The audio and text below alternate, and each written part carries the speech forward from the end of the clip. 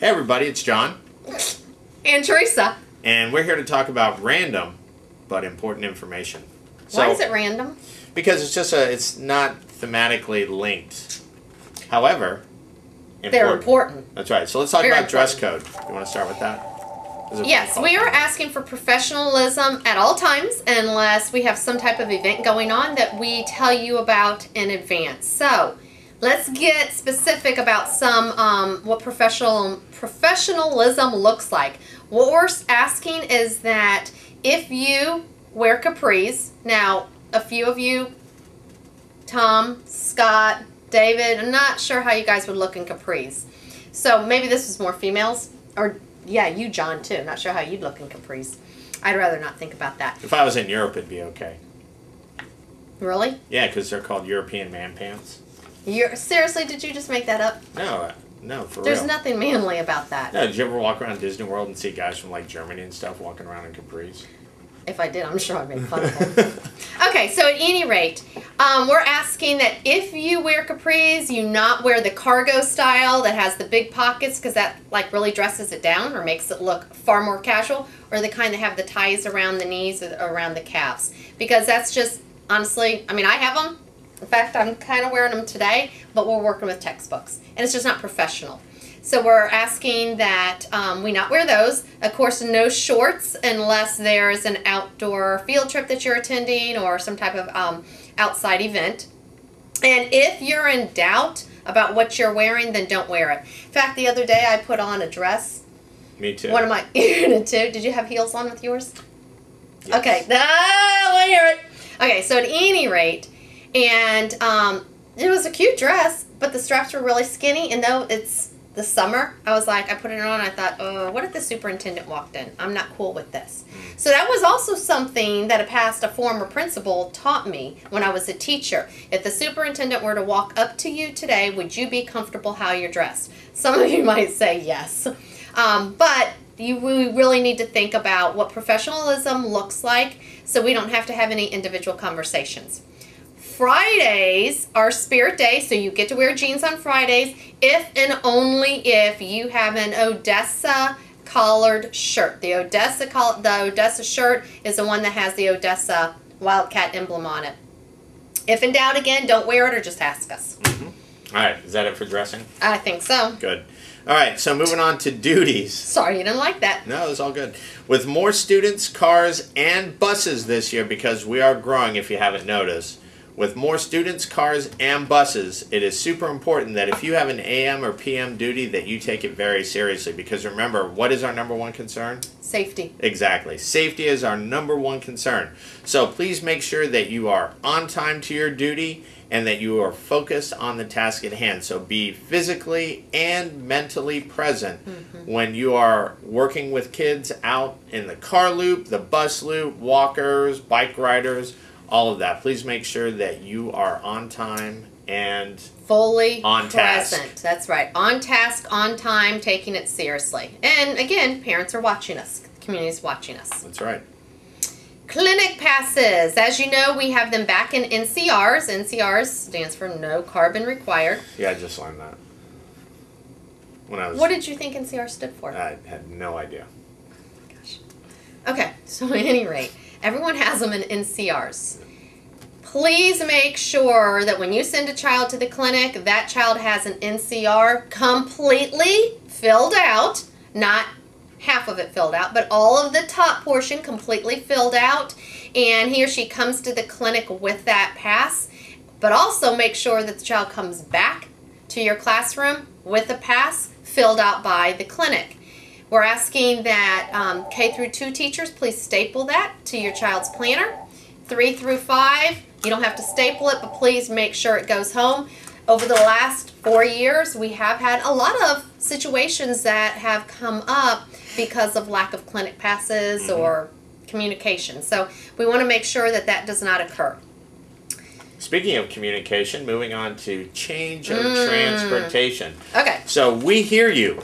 We listened. We listened and we responded. Exactly. So the other day at the facilitator we took the eraser meeting, and erased. And we've reset. That's right. That's right. So At the facilitator meeting, it was made known that the current system for delivering change of transportation forms, calling kids out of the class, all that wasn't working because it interrupts your instructional time, and we get that. And, and we've had discussions about that and tried to brainstorm different things, but you guys came up with something, and so this is what we're going to do. At 3:25, the front office is going to start making phone calls, and instead of asking for students to come up to pick up a change of transportation, they're just going to tell you who that change of transportation belongs to. So they're going to say, Joey's not going home on the bus, he's a car rider today.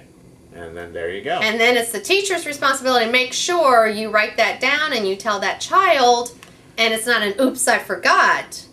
Right. Because we don't want that to happen. So go on, because what does that mean now?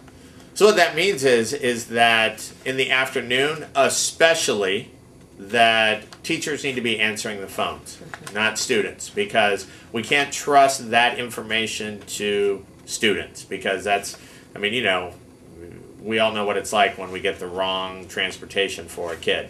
So that information has to go directly to a teacher. Also, let's see, what was I going to add in there? About notes that the teachers have.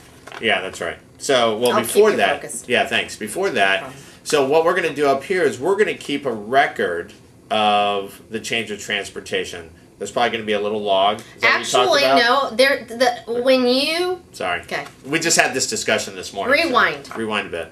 So if you receive a note in the planner from a parent, or you receive an email, or you just receive something written in the planner or a separate note, please send that to the office. We'll make a copy of it. So we have that documentation, and then we'll send the planner back. For phone calls. For phone calls, so when we call you, at 3:25, you need to make a note of it. Our front office is still going to fill out the change of transportation form, and we won't put it in your box because there's no point. It will be after the fact. But on the top, they're going to write what time they called you and that they spoke to you. So then they know, if we ask or whomever, we know that Miss Bodwell's class, sorry Miss Bodwell, the name just came to my head, was called at 3:27 and that you were told. So that way we do have that on file. But you won't have to send any kids up. So that's the good news. All right. So attendance. And all of this will be attached to the podcast. Oh yeah, this sheet. So if we make no sense, read it. Yep. So attendance. Please make sure you leave a paper attendance anytime you are out and have a substitute, and on days when you have extended PLC time. So, like when you're not in your classroom for extended PLC and the specials area are in there, they're going to need a paper roster for attendance purposes, just like a substitute would. So they can take that attendance and then send it to the office, and then Jules can take care of it from there. We do know that last year there were a lot of times when paper attendance was not left for subs.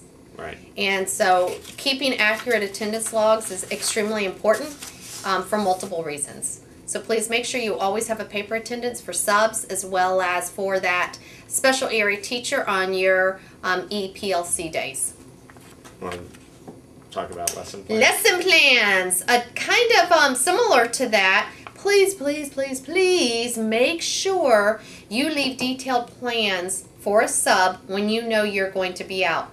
We do hear from the substitutes. We hear, wow, Miss, there's a name, Rakosi, left extremely detailed plans. That was awesome. We had a really good day because she left detailed plans. But on the other hand, let me pull another name. Let's pick on Miss Nobrega.